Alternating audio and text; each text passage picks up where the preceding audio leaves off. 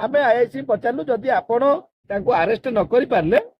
ताले से घरटी को सील कहीं करना तो आज्ञा से कहते मो इच्छा तो आज्ञा आईआईसी जदि इच्छा थाना चलइबे ताले मुख्यमंत्री काल जो गप देले कि कथा देले तो आज्ञा से सब ताले बासपट पुलिस वाला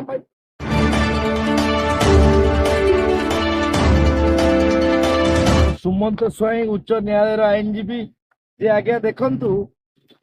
जे आज गोटे सेंसिटिव घटना जोटा कि बादामबाड़ी थाना आईआईसी अजय कुमार राहुल विरुद्ध में संगीन अभियोगटी आम डीजी को प्रदान कलु आ सहित आम सीपी की जनइलु कमिशनर पुलिस को जनइलु आ डीसीपी 4 दिन तले जानी जे आज्ञा देखंतु कटक बादामबाड़ी छक पाखरे जगन्नाथ लेन रही से जगन्नाथ लेन रे आज्ञा देहजीवी माने व्यवसाय करते तो सीटू रेड हैंड रे धरा पड़ते 27 तारिख में तो आईआईसी आनिला परे कौन तांको अनुकंपा पाईगले आज्ञा पुणी छाड़देले तो छाड़देला पुणी से गले 2 दिन पर पुणी आरंभ कले पुणी जो लोकाल लोक जो अभियोग कले पीसीआर जाकि पुणी रेड हैंड धराला आज आईआईसी कहते जे आज्ञा मुझे केस कर बीएनएस 35 छाड़ दे आगुरी जोटा 41 रे छड़ा जाउतिला एबे सेटा 35 रे छड़ा जाई तो आज्ञा देखंतु ओडिशावासी काली आमर मान्यवर मुख्यमंत्री महोदय कहले जे कोनोसी थाना रे जदि कोनोसी एतलाकारी जांती तांकु चा पानी रो व्यवस्था करिवे तांकु सम्मान देबे निज परिवार भई स्नेह श्रद्धा करिवे किंतु गोटिए दिन न पुरुनु प्रथमे बादामबाड़ी आईआईसी से आज्ञा एससीपी डीसीपी सीपी डीजी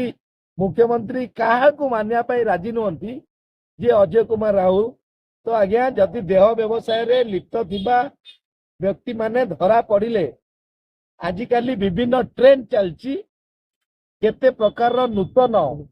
व्यवसाय नूतन कथा मध्य चली तो आज्ञा से देह व्यवसाय रे लिप्त थिबा जने लेडी तांकर कोठी गोटे पुओ थिला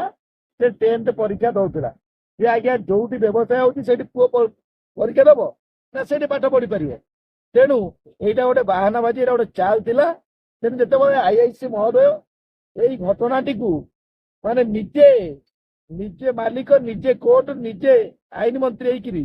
यही व्यवस्था कर भेटिलु आम जनइलु आज्ञा देखु कौ लरे अच्छी देहजीवी मानू आप आरेस्ट कला पुणी छाड़देवे 41 रे बीएनएस रे 35 रे तो कौ लहर अच्छी देखा से देखई पारे ना से जनइले जे आज्ञा मोर उच्च पदस्थ अधिकारी कहला तो आज्ञा जो घर देहजीवी माने आरेस्ट हेले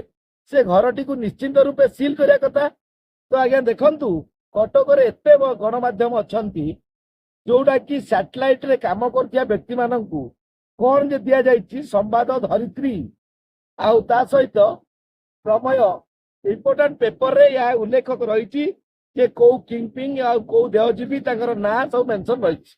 किंतु तापर एटा टीवी चैनल को आसी पारला नाही ठीक अछि आमे आईआईसी पचारलु जदि आपण तांको अरेस्ट न करि पारले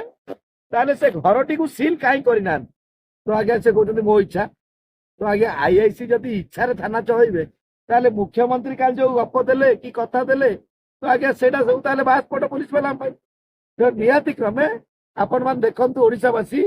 प्रथम जदि जोटी देहजीवी मानू धरा जाउची तांकु छाड़ी दिया जाउची ताले आउरी हजार हजार संख्यार